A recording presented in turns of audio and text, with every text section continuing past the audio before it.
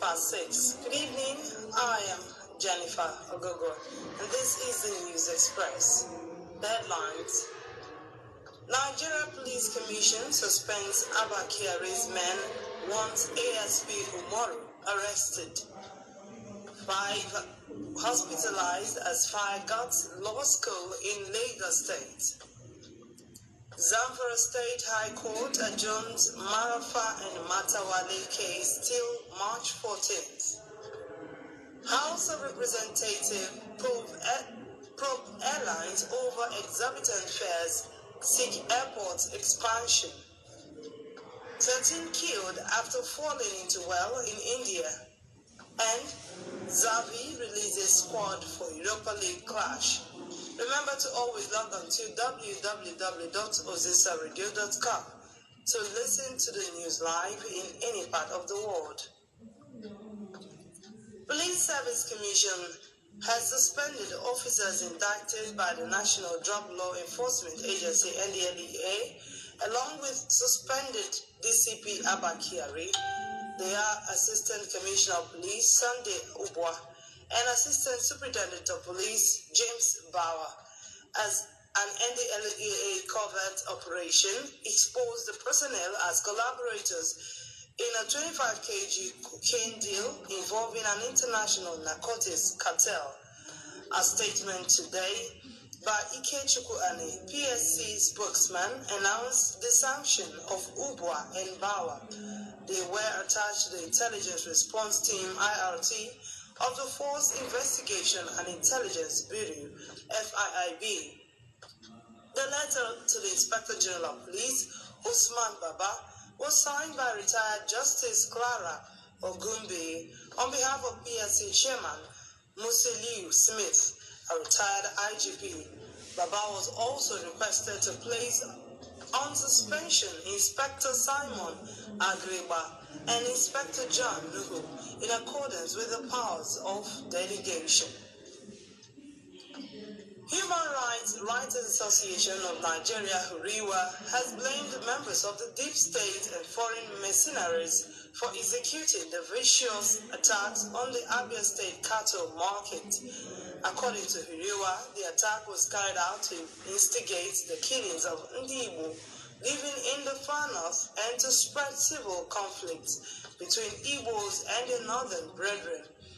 Huriwa said it believes that members of the security forces or foreign mercenaries hired by Miyetti Allah Cattle Owners Association, angered by the anti-open grazing legislations in the southeast, and now on a mission to start off a civil war by attacking peaceful cattle owners, just so the north will boil in anger and to transfer the aggression and reprisals on peaceful Igbo citizens of Nigeria living legitimately with their northern brothers and sisters.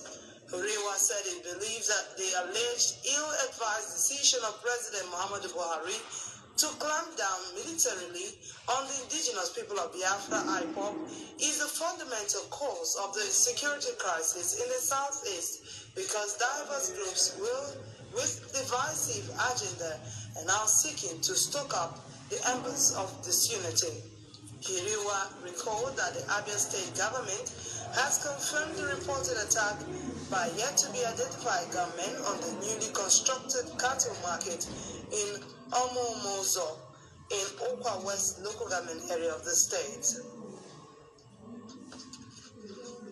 Moving on, at least 5 persons today were hospitalized following a fire outbreak at the Lagos campus of the Nigerian Law School located at Ozumba Mbadiwe Street, Victoria Island. According to eyewitnesses, the incident led to commotion among occupants who ran in different directions for their lives. An eyewitness, simply identified as Shegun, explained that the fire, which started at 10 p.m., was caused by an electrical fault from the first floor of the 5-story building hostel, accommodating about 1,500 law graduates on the Lagos campus. However, the fire was put out by hostel security officials who switched off the main power supply immediately before the arrival of State Fire Service some minutes later. The unidentified injured students are currently receiving medical attention at the clinic.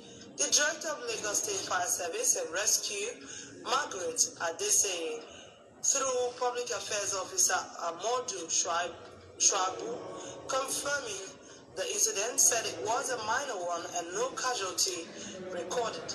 According to Adeseye, preliminary investigation by the fire service indicated power surge as the cause of the fire outbreak. She added that a detailed investigation would be carried out to determine the immediate and remote cause of the incident with a view to preventing future occurrences. And to other news, the Zamfara State High Court has adjourned the suit filed by Senator Kabiru Garba Marafa against the State All Progressives Congress (APC) under Governor Bello Mohammed Matawale, challenging the legality of their congresses. The judge, Justice Bello Kucheri, adjourned the case for hearing on the 14th of March 2022, which was agreed by councils of both APC factions in the state. Addressing newsmen in the court premises after the sitting, the leading counsel to Marafa, Barrister John Shaka, said they are asking the court to nullify all the congresses conducted by Governor Matawale's faction of the party, saying that they are illegal. According to him, the APC has its constitution, but the Matawale group was not using the provisions of the constitution, pointing out that the faction is doing things as if the party has no guiding principles. Barrister Shaka said that they are praying the court to declare the congresses illegal in order for fresh congresses from ward to state levels. In his own speech, the leading counsel to Matawale's faction, Barrister Shaka M. Diko, said the court has no jurisdiction to entertain the case because Marafa has ceased to be a member of the APC. He also stated that the court will begin hearing of the case on 14th March 2022, which he said would be a legal battle. To the business scene, the House of Representatives on Wednesday adopted 2 motions bordering on issues in the aviation sector, such as hike in air travel fares, flight delays and cancellations, and poor airport facilities. In a motion moved by Simon Caro titled, "Need to investigate the poor performances and high charges by airline operators in Nigeria," the House mandated its committees on aviation and human rights to investigate the state of Nigerian airport, activities of airline operators, and the coordinating agencies in the aviation sector. The committee is to report back within 8 weeks for further legislative action. Adopting the motion moved by Dozie Wampo titled, "Need to expand major airports across the country to accommodate the upsurge of passengers," the House urged the Minister of Aviation to quickly consider expansion of major airports across the country to accommodate the upsurge in the population of air travelers.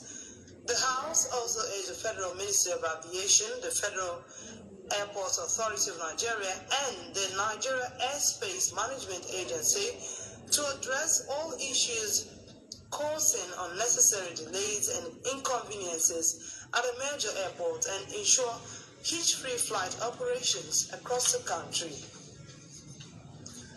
Foreign news: 13 women and girls died after accidentally falling down a well during marriage celebrations in northern India, police said today.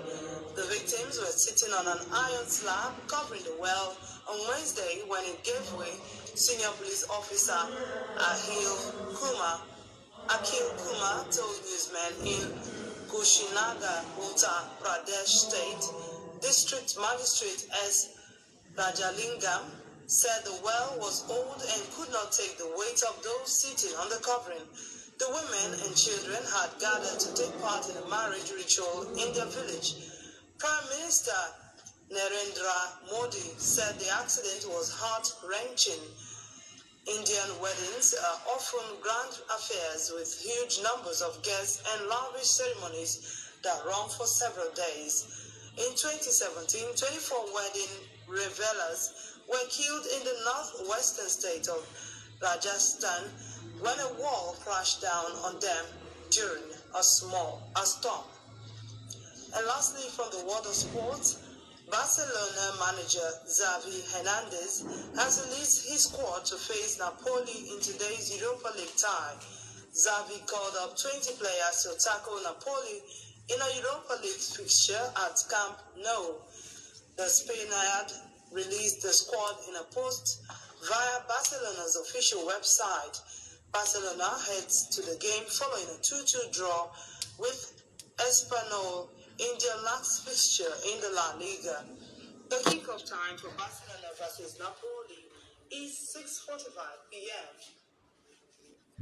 And that ends the news. On behalf of the editor, Chinonye Mwenye, and the production team, I am Jennifer Agogo. Good evening and thanks for listening.